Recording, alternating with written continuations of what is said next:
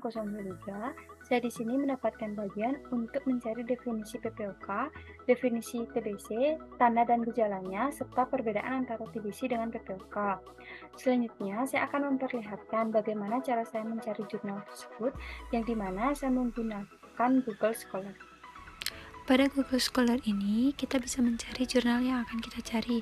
Misalnya, saya mencari definisi dari PPOK. Di sini ada banyak pilihan jurnal. Saya memilih jurnal yang pertama. Seperti yang saya dapatkan pada jurnal ini, berikut ada bagian dari definisi PPOK serta tanda dan gejala dari PPOK. Selanjutnya, saya akan mencari definisi dari TBC.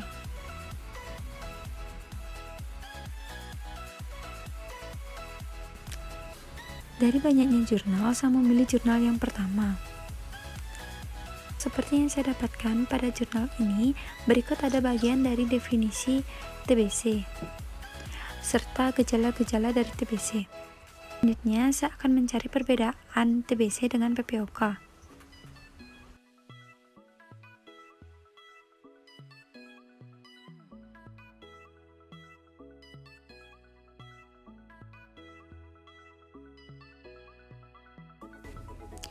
Dari jurnal yang saya dapat, ini perbedaan TBC dengan PPOK.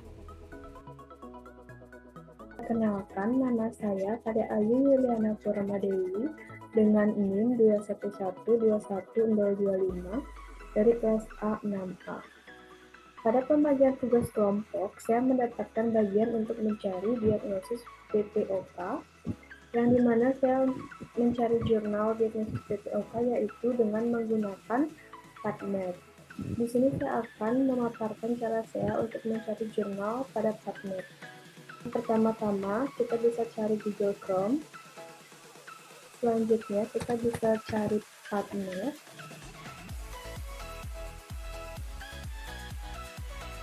Kemudian, cari judul yang akan dicari.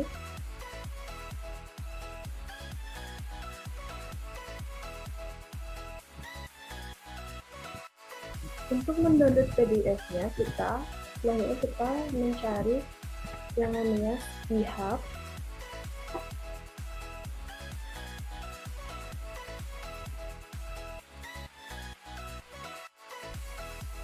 Untuk dapat mendownload, kita dapat mengcopy kode doi tersebut.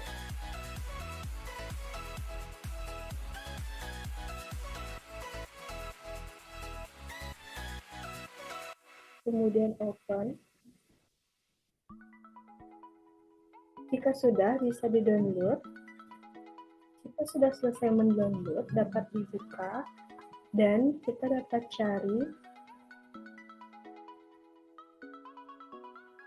cari diagnosis CPOD atau PPOK. Sekian pemaparan cara mencari jurnal pada PubMed dari saya. Terima kasih. Perkenalkan, nama saya Kadek Delina Parmita, NIM 211021026 dari kelas A6A. Di sini saya akan memberitahu bagaimana saya mencari jurnal atau materi tentang patogenesis atau patofisiologi PPOK. Sebelumnya saya akan men-share screen Google terkait pencarian jurnal.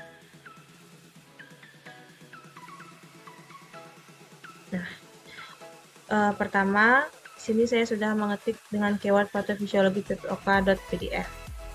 Saya mencari di bagian sini. Terus saya langsung aja ketik Ctrl F patofisiologi. Di mana di sini dikatakan bahwa hambatan aliran udara yang progresif memburuk merupakan perubahan fisiologi utama pada PPOK. Menjelaskan beberapa materi yang dimana nanti saya akan ringkas lagi menggunakan bahasa saya sendiri yang akan saya masukkan di PowerPoint. Selanjutnya saya akan mencari materi tentang patogenesis. Mencari dengan keyword patogenesis PPOK.pdf. Saya mencarinya di bagian sini.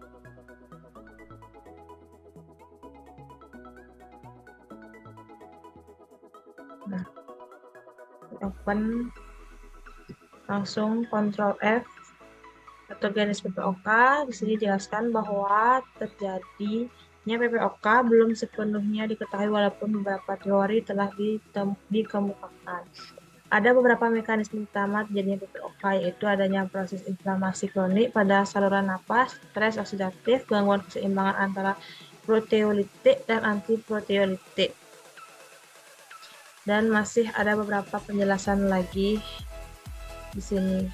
Sama halnya dengan patofisiologi, di sini saya akan meringkas dengan bahasa saya sendiri dan selanjutnya akan saya masukkan di PowerPoint. Selanjutnya saya akan memaparkan bagaimana cara saya mencari jurnal atau guideline tentang tata laksana terapi PPOK.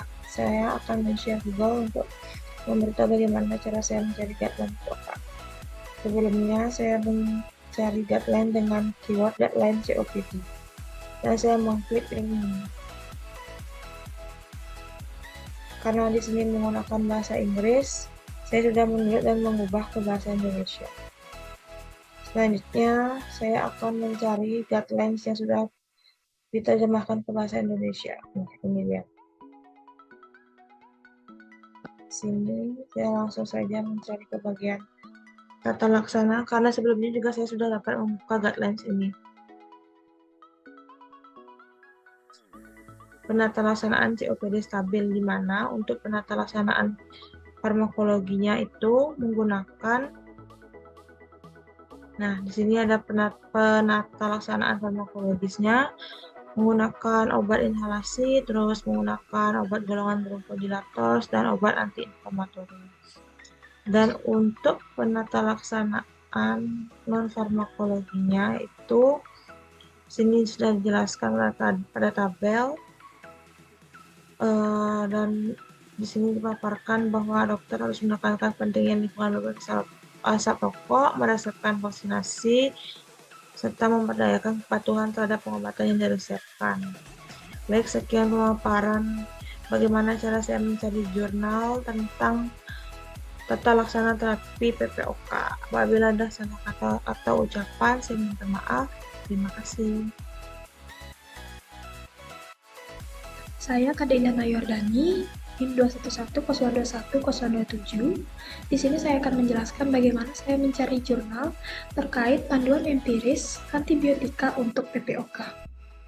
Dalam mencari jurnal tersebut, saya menggunakan panduan. Di mana panduan yang saya gunakan yaitu Keputusan Menteri Kesehatan Republik Indonesia tahun 2019 tentang Pedoman Nasional Pelayanan Kedokteran Tata Laksana Penyakit Paru Obstruktif Kronik. Langsung saja kita cari di sana tata laksana pada PPOK. Nah, di sini ada tata laksana pada PPOK dengan tujuan mengurangi gejala maupun mengurangi risiko. Kita berfokus pada tata laksana berupa obat-obatan. Nah, di sini. Nah, kita fokus pada bagian antibiotik, di mana di sana dikatakan terapi antibiotik hanya diberikan bila terdapat eksaserbasi. Nah, selanjutnya di sini saya akan membaca terkait pemberian antibiotik optimal. Di sini dikatakan pada eksaserbasi antibiotik diberikan dan disesuaikan dengan pola kuman setempat.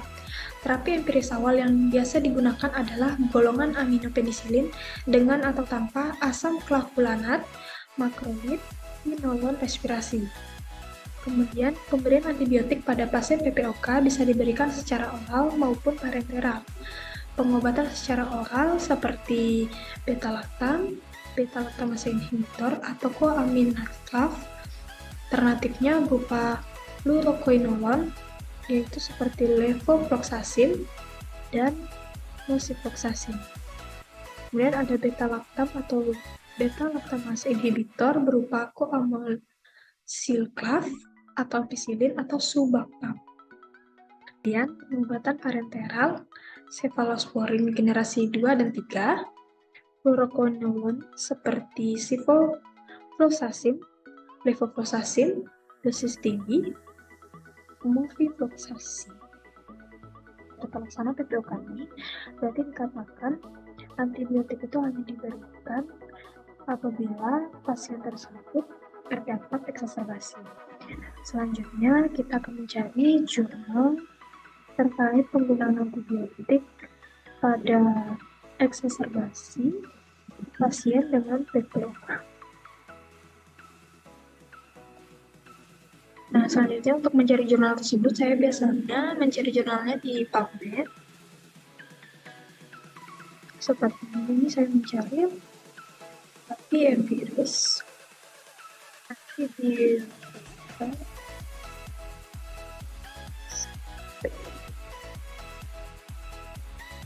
Nah, jika tidak ada, teman-teman bisa menggunakan dalam bahasa Inggris.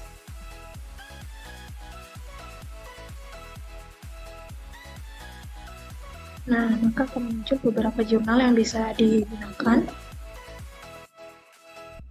Di sini saya menggunakan jurnal ini. Jika teman-teman ada kesulitan untuk membaca jurnalnya dalam bahasa Inggris, kita bisa mentranslate jurnal tersebut dengan bahasa Indonesia, di mana jurnal ini dengan judul Kecenderungan Penggunaan dan Dampak pada Hasil Terapi Antibiotik Empiris dan Ventilasi Non-Invasif pada Pasien PPOK dengan Eksaserbasi Akut. Nah, untuk menelaah jurnalnya, saya biasanya akan membaca abstraknya terlebih dahulu, karena di mana di abstrak tersebut terdapat latar belakang, metode, hasil, dan kesimpulan. Nah, jika setelah membaca bagian abstraknya dan dirasa cocok dengan tujuan apa yang kita cari pada jurnal-jurnal tersebut, maka kita bisa membaca isi jurnalnya lebih lengkap. Nah, untuk jelasnya, setelah saya membaca isi jurnal, saya mendapatkan hasil untuk terapi empirisnya, yaitu secara keseluruhan terapi antibiotik empiris diberikan pada 355 dari 552 AECOPD atau 58,9%. Analisis multivariat menunjukkan bahwa terapi antibiotik empiris tidak berdampak pada angka kematian ICU yang terjadi pada 15,3% pasien yang menerima antibiotik empiris dibandingkan 16,1% pada mereka yang tidak menerima terapi empiris. Dan kesimpulan dari jurnal ini yaitu dikatakan, studi ini menunjukkan bahwa peningkatan penggunaan NIV pada eksaserbasi PPOK yang membutuhkan dukungan ventilasi selama 13 tahun terakhir dikaitkan dengan tingkat kegagalan NIV yang lebih rendah, FAP, dan kecenderungan penurunan angka kematian di ICU. Perubahan pada metode ventilasi lini pertama dikaitkan dengan penurunan substansial dalam resep terapi antibiotik empiris. Selain itu, mortalitas ICU dipengaruhi oleh satu faktor yang tidak dapat dimodifikasi atau komorbiditas kardiovaskular dan 3 variabel yang terkait dengan pola manajemen ventilasi, yaitu tingkat penggunaan NIV sebagai metode ventilasi lini pertama, tingkat kegagalan NIV, dan tingkat FAP. Sedangkan terapi antibiotik empiris tidak berdampak pada hasil pasien. Baik, itulah cara saya mencari jurnal. Apabila ada salah kata ataupun salah ucapan, saya mohon maaf. Sekian, terima kasih. Perkenalkan, nama saya Kade Sri Oktavia Putri, NIM 211021028 dari kelas A6A. Pada pembagian tugas kelompok, di sini saya mendapatkan bagian mencari epidemiologi penyakit paru obstruksi kronis dengan sumber yang saya gunakan, Jurnal Respirologi Indonesia tahun 2021 yang saya cari lewat Google Scholar. Di sini saya akan menyampaikan cara saya mencari jurnal tersebut lewat Google Scholar.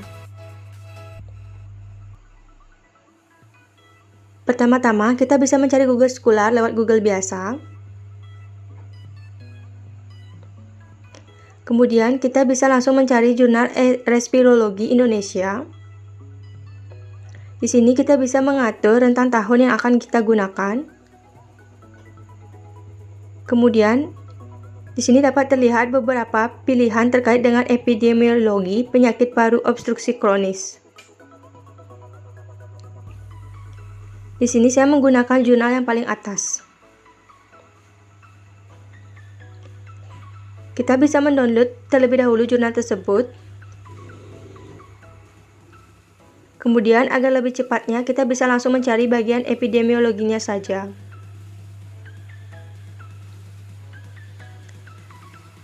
Dapat dilihat ini adalah terkait dengan epidemiologi penyakit paru obstruksi kronis pada pekerja.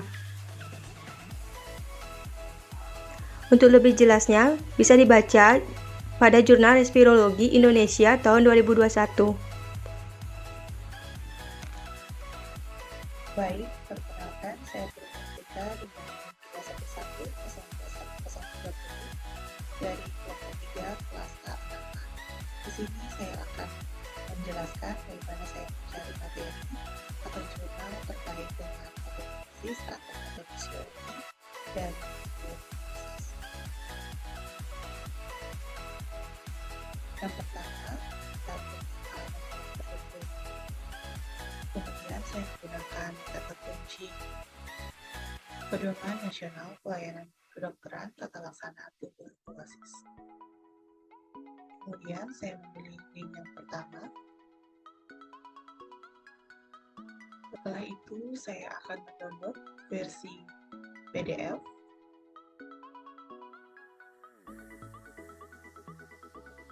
Setelah terdownload, saya akan buka filenya. Nah, di sini ada Pedoman Nasional Pelayanan Kedokteran Tata Laksana Tuberkulosis yang dikeluarkan oleh Kementerian Kesehatan Republik Indonesia. Di sini dapat dilihat bahwa pedoman tata laksana ini sudah sangat lengkap dari definisi sampai dengan pengobatan tuberkulosis. Di sini dapat dilihat bahwa patogenesis tuberkulosis itu terdapat di halaman 11. Nah, di sini dapat dilihat bahwa materi patogenesis tuberkulosis sudah sangat lengkap dicantumkan. Kemudian materi tersebut akan saya rangkum menjadi beberapa kalimat yang singkat.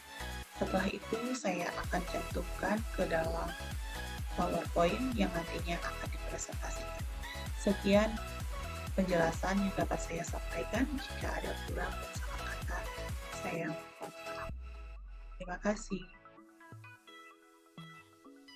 Perkenalkan, nama saya Kamangdila Cynthia Bideswari dengan NIM 211021031 dari kelas A6B. Jadi di sini saya akan memberitahu bagaimana saya mencari jurnal atau sumber bacaan untuk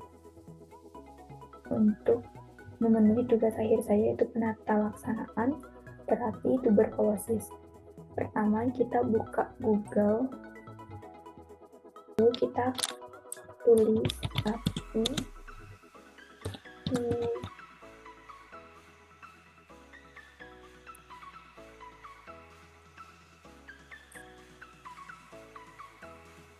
Jadi di sini saya akan menggunakan dari CB Indonesia or ID.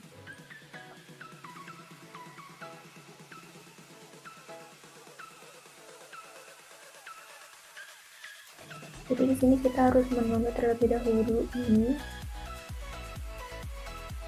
Hal yang pertama harus kita lakukan adalah mencari daftar di sini. Jadi di sini saya menggunakan Pedoman Nasional Pelayanan Kedokteran Tata Laksana Tuberkulosis dari Kementerian Kesehatan Republik Indonesia. Hal yang pertama harus dilakukan, buka terlebih dahulu daftar isinya. Jadi dari sini. Jadi di sini ada pengobatan tuberkulosis paru di halaman 28. Di sini juga lengkap untuk pengobatan pasien TB, RO, pengobatan tuberkulosis pada pasien HIV.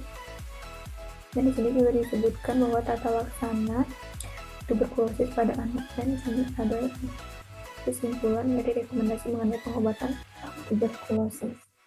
Jadi kita langsung cari ke halaman 28. Pengobatan tuberkulosis paru. Di sini disebutkan ada tujuan pengobatan TB, prinsip pengobatan TB.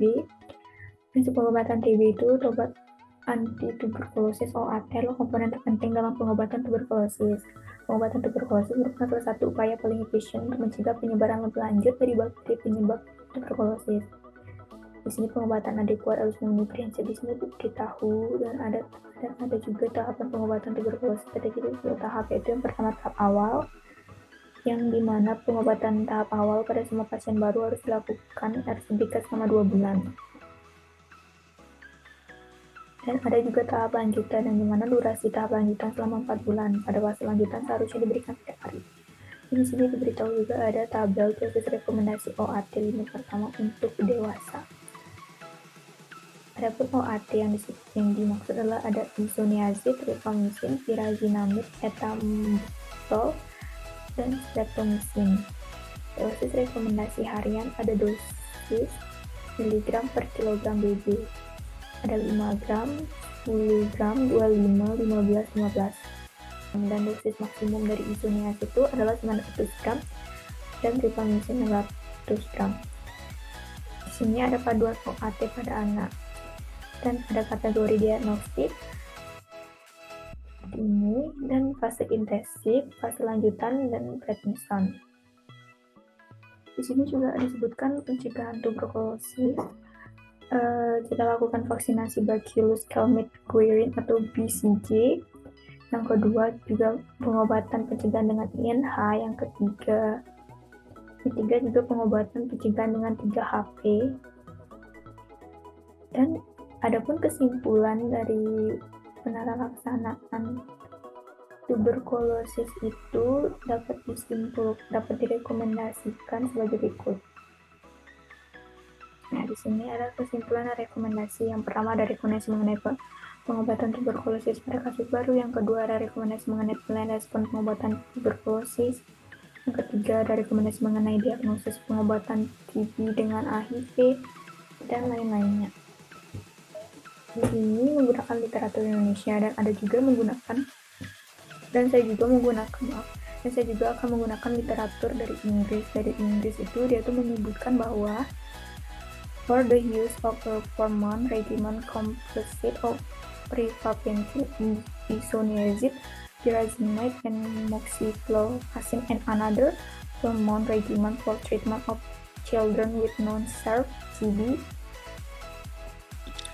atau yang dimana artinya itu adalah regimen 4 bulan lalu yang terdiri dari rifampicin, isoniazid, pyrazinamide, dan moxifloxacin, dan regimen 4 bulan selanjutnya untuk pengobatan TB anak yang tidak parah. Ya, saya ada obat yang tidak ada di Indonesia, jadi kita lebih baik menggunakan literatur yang dibuat oleh Kemenkes Indonesia. Ada juga saya menggunakan jurnal dari JOS, Effectiveness, Active Cycle of Breathing Technique Therapy on Dyspnea in Pulmonary Tuberculosis Patients at Tangerang Hospital. Dia itu menyebutkan terapi non-farmakologi yang dapat diberikan. Dan juga terapi farmakologi merupakan terapi yang mengkonsumsi obat anti tuberkulosis yang seperti yang tadi, dan berupa medikamentosa seperti bronchodilator dan corticosteroid. Sedangkan terapi non-farmakologi dapat diberikan terapi modalitas dari fisioterapi berupa nebulizer dan latihan pernapasan. Sekian informasi yang dapat saya berikan. Apabila ada salah kata, saya minta maaf. Sekian dari saya, terima kasih. Dan perkenalkan, nama saya Kamantika Renata Salari dengan NIM 110210032 dari kelas A6B. Di sini saya akan menjelaskan bagaimana cara saya mencari atau mendapatkan panduan empiris atau jurnal terapi empiris pengobatan untuk penyakit tuberkulosis atau TBC. Di sini saya menggunakan dua sumber, yaitu Medscape dan PubMed. Cara saya mencari panduan terapi empiris di Medscape, saya mengetik empiris terapi tuberkulosis Medscape. Lalu muncul beberapa pilihan. Saya menggunakan pilihan yang pertama dengan judul tuberculosis TB medication. Di sini terdapat beberapa pilihan. Saya memilih halaman treatment.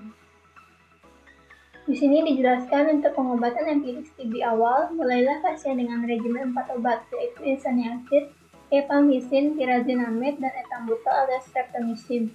Setelah isolat TB diketahui sepenuhnya rentan, ethambutol atau streptomycin jika digunakan sebagai obat keempat dapat dihentikan. Lalu saya kembali ke halaman pengobatan.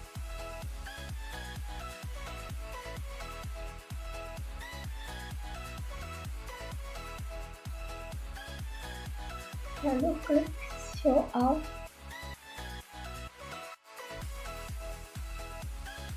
Lalu terjemahkan. Di sini dijelaskan pengobatan tuberkulosis TB harus memenuhi prinsip terapi dasar berikut. Yang pertama, regimen apapun harus menggunakan banyak obat yang rentan terhadap Mycobacterium tuberculosis. Kedua, obat-obatan harus diminum secara teratur. Yang ketiga, terapi harus dilanjutkan untuk jangka waktu yang cukup untuk mengatasi penyakit.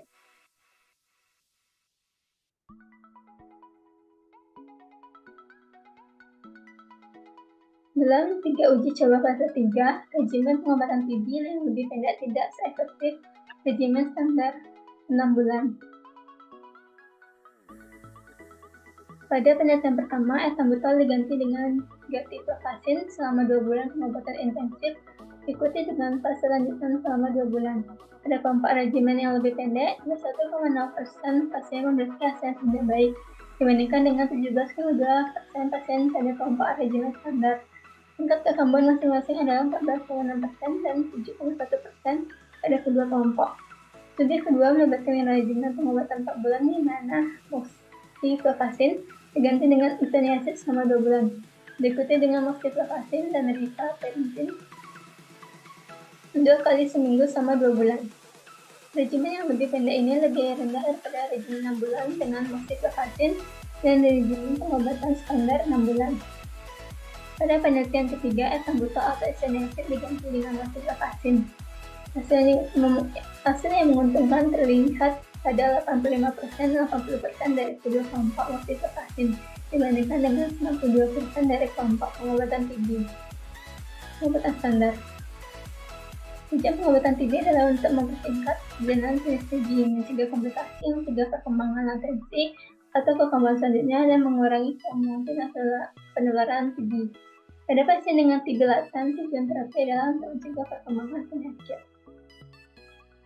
Di bawah ini ada informasi pengobatan obat untuk terapi empiris TB awal. Yang pertama ada isoniazid, yang kedua rifampicin atau rifadin, yang ketiga pyrazinamide, yang keempat ethambutol atau ethambutol, dan kelima ada streptomycin. Selanjutnya pada sumber kedua, di mana hasil dari 253 suspek TB GTA negatif, 56% adalah perempuan dengan usia rata-rata 31-44 tahun dengan jumlah CD4 rata-rata antara 150 sampai 482 sel per milimeter kubik.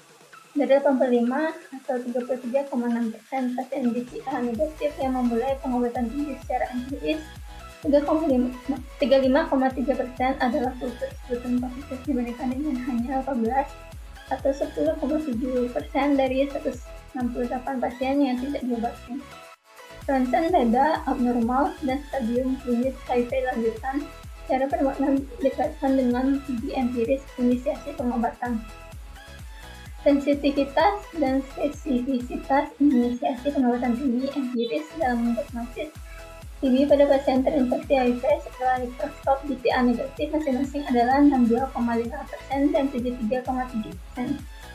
Baik, sekian yang dapat saya jelaskan dari cara saya mencari jurnal terapi atau panduan empiris untuk pengobatan tuberkulosis atau TBC. Mohon maaf apabila ada kesalahan kata. Terima kasih.